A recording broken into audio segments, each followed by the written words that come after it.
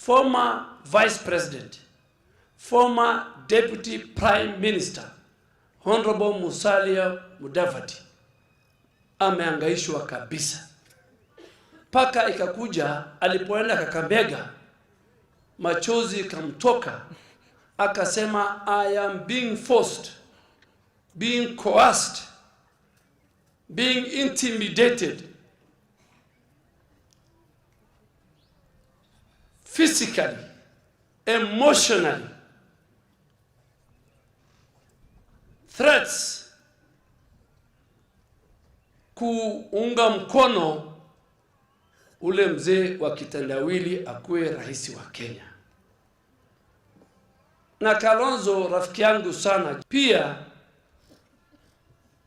anaogopa kusema, lakini ameangaishwa usiku na mchana.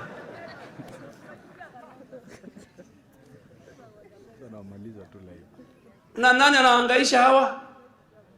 Ni Mheshimiwa Uhuru Kenyatta na wale marafiki zake.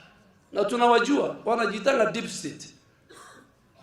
Sasa imekuwa bayana. It is now clear and can be confirmed that the next contest ya uchaguzi, the next contest for 2022 will be between the people's choice, the people's candidate, the leader of the hustler nation, William Samoei Ruto, versus the government and President Uhuru Kenyatta's project.